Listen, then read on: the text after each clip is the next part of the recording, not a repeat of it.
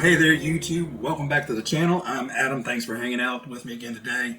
So today is going to be just an unboxing. Unfortunately I just don't have time to dive into the build, but this is something I've been waiting on for a long time.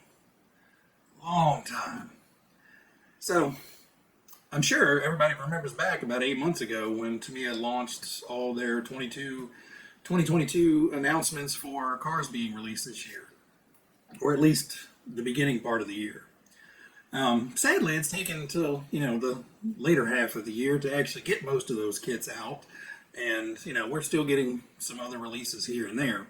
But one of the kits I had pre-ordered, I think it was supposed to be in end of June, and in July, and then August, and here it is, the 25th, and it finally shows up today.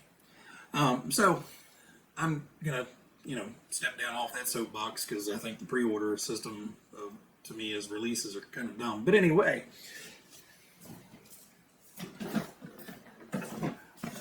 got the new Bronco kit on the CC02 chassis. So I really like the new Bronco kits, and there's been quite a few releases that I passed up. So you had the Traxxas TRX4. I really wanted to get that, and I still really want to get that. You had the Axial SCX24. I really wanted to get that one too, and I still may get that one. But when this came out, I knew Tamiya was going to do well on the body and the overall scale realism of it. So I know this one isn't going to be rock crawler, or might not even be a great trail truck. But it is going to be a fantastic looking truck once it's all done. Capability, I don't know. I've never built one of these. I've never driven one of these. So that's going to be a kind of a build it and find out scenario. But what I want to do today is just kind of take you around, show you the box, show you what's in the box, and we'll go from there. The build is going to be later on down the road. Unfortunately, I have 2 or 3 or 5, 10 projects going on right now that are all kind of stalled out because I just don't have the time. But we'll at least take a look at this and let you guys see what's in the box. I know A-Main Hobbies and Tower Hobbies both have them on sale, or have them for sale right now. They're not on sale, but they do still have them for sale, so there is stock out there. So if you guys are interested in what you see in the video, go out there and check out and see if you guys can find one for yourself. Anyway, I'll take some quick photos of what the box looks like. It's a box, and then I'll get everything laid out on the bench, and we'll start going through what you get in the box.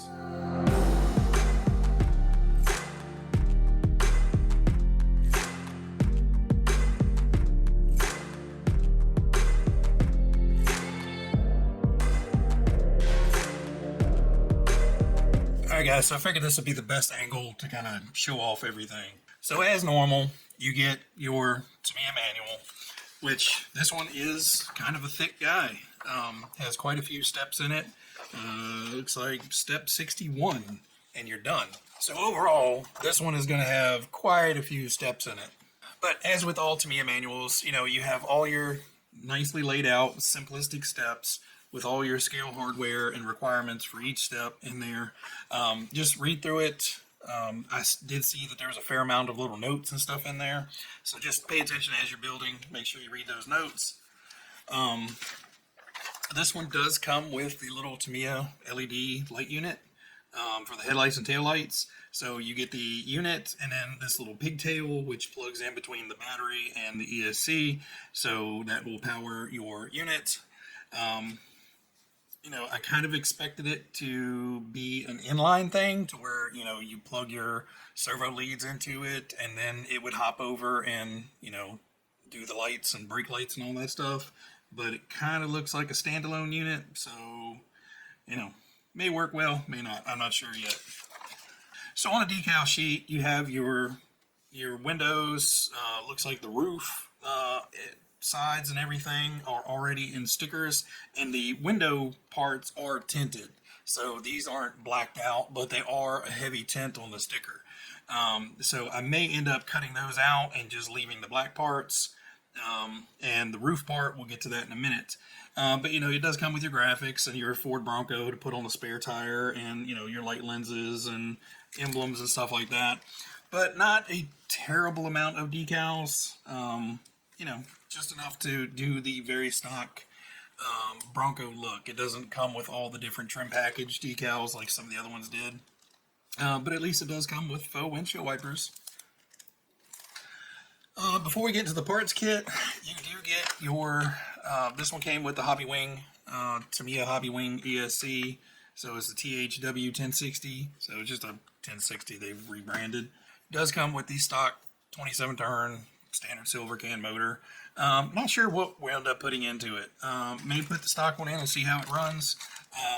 We may go with something different. Real quick, let's go through the parts bags. So you have 5 different parts bags. Bag A is part of the gear set. So you have your spur gear and your idler gears and everything, and a lot of the different shafts and your pinion and everything. So this is starting off your transmission build. Then you go over to bag B.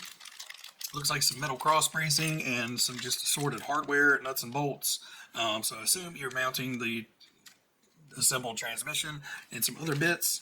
Bag C is a heavy bag. This is all of your die-cast diff gears and everything.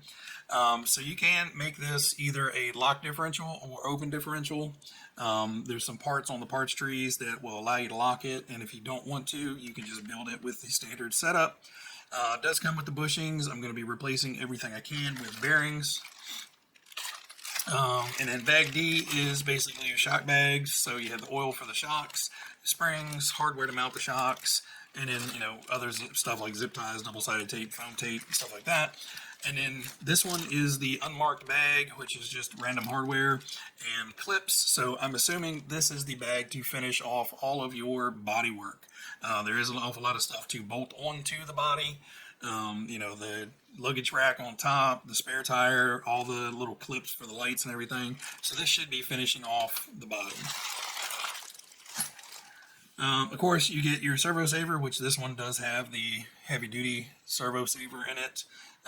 We'll see how this one works. If not, I have a Kimbrough large that will fit in here that should do it better. If not, we'll just eliminate the Servo Saver and run just a high-torque metal gear servo. Parts bags. We have a lot. So this is kind of your main transmission mount, inner chassis piece. You have bumper mounts, front bumper, and then actually that's probably the rear bumper. Not sure. This is another piece that attaches to this plate. In this parts tree, well, actually you get 2 of these. You get a bunch. You get the wheel hexes, shock mounts.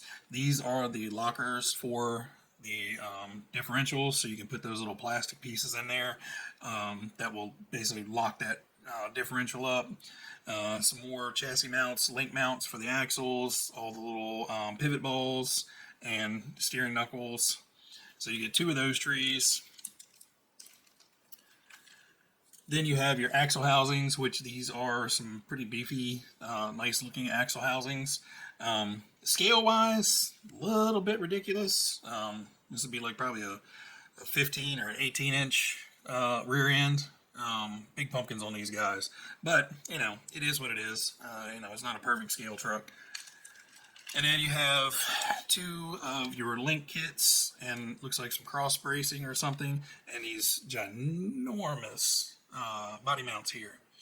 So I'm sure it's going to be fun counting all the holes to figure out exactly where those body posts need to, or the body pins need to go. On this one, you get the chassis rails, which is basically just 2 plastic rails that kind of sandwich in the big kind of chassis tub that the transmission mounts to.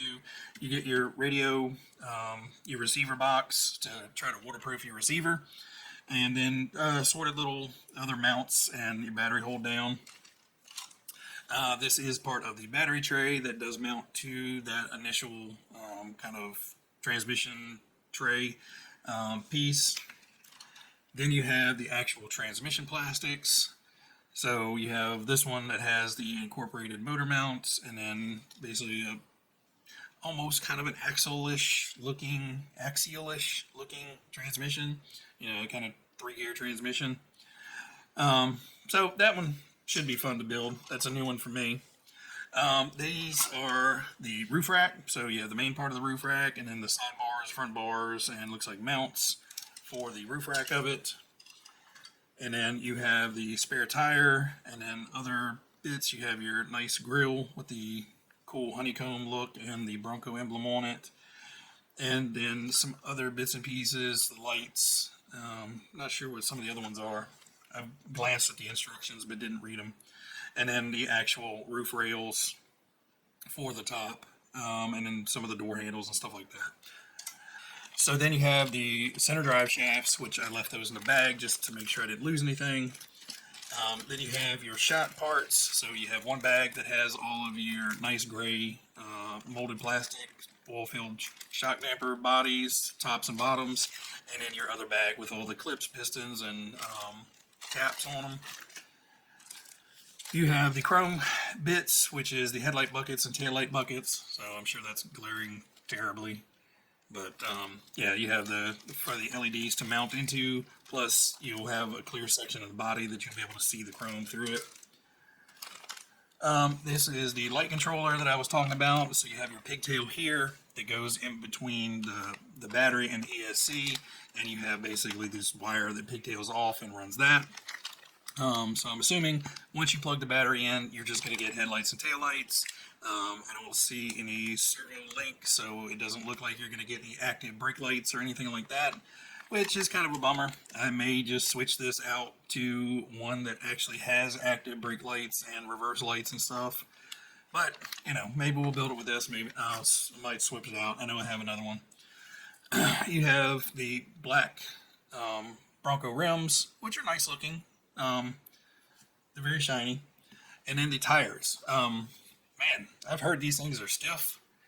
But the only other Tamiya tire that I have felt that's this stiff is the Blackfoot tires. I mean, these things are hard.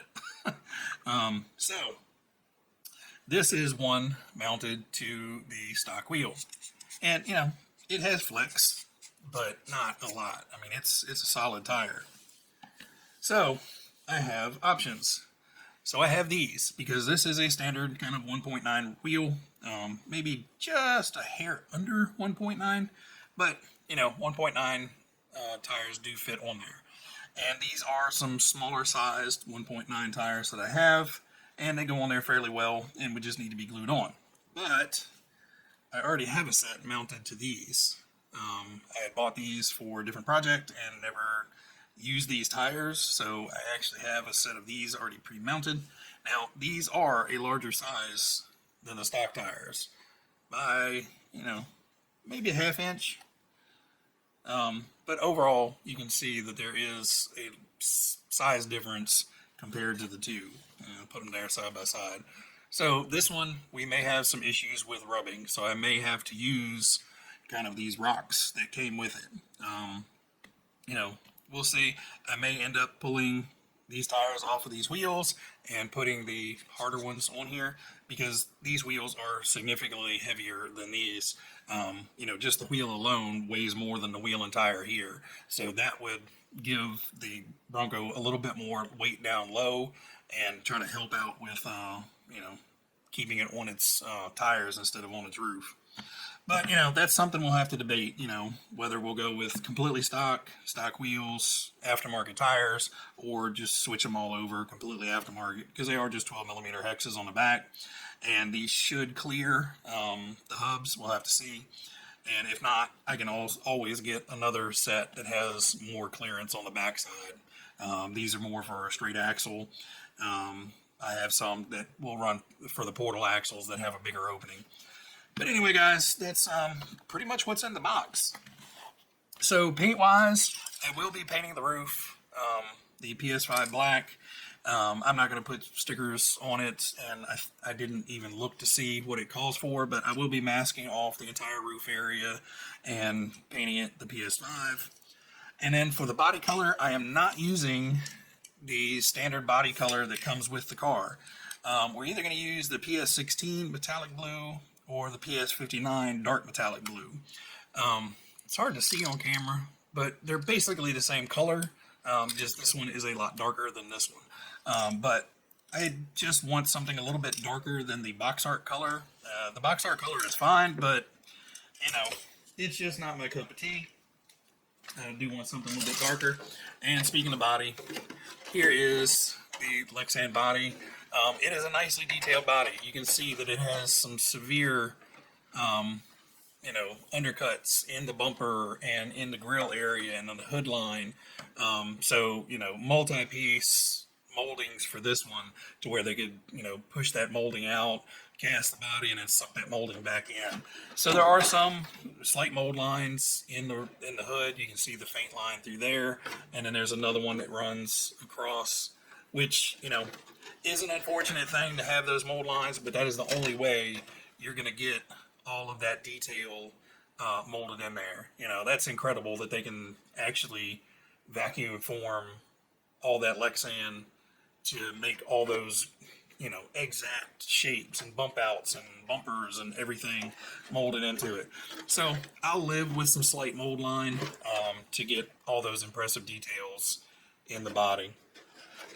But yeah, overall, this one shouldn't be too hard. It's basically going to be masking off, this and the roof section to do the black. And then I am going to paint the fender flares black as well. And then we'll just paint the body in the blue, and then add in whatever decals and everything else to kind of fill it in and make it look a little bit nicer. All right, let's hop back out and finish this guy up. So now I have to figure out how to fit all this back into this little tiny box. So I made a big mistake and said that I'm not going to build this right now. It may take less time to actually build it than it is to get all this mess back in the box. So you guys wish me luck trying to fit Pandora back into the box here. But I will try to get this started fairly soon. Like I said, I've just got a couple projects in the works that I'm trying to get finished up in between everything else. So I'm hopeful that I will be able to start working on this in the next few days. And I can, get some more content out on this. I am still working on the Tyrell build. The paint job on that has been a royal pain in the butt. And, forgot to paint the wing. And I'm out of paint. So, gotta go get some more paint the wing. Anyway, guys, I hope you guys enjoyed kind of the little bit something different. I normally don't do just an unboxing, but hopefully you guys liked it. Drop a comment down below. Let me know what you think. Are you guys getting one? Do you guys have one? Have you built one yet? Have you guys had any experience on this chassis? Anything to point out for me to look out for? Anything would be appreciated. I love talking to you guys in the chat. Everybody out there, you guys be happy, be healthy, be safe, and I will catch you guys next time.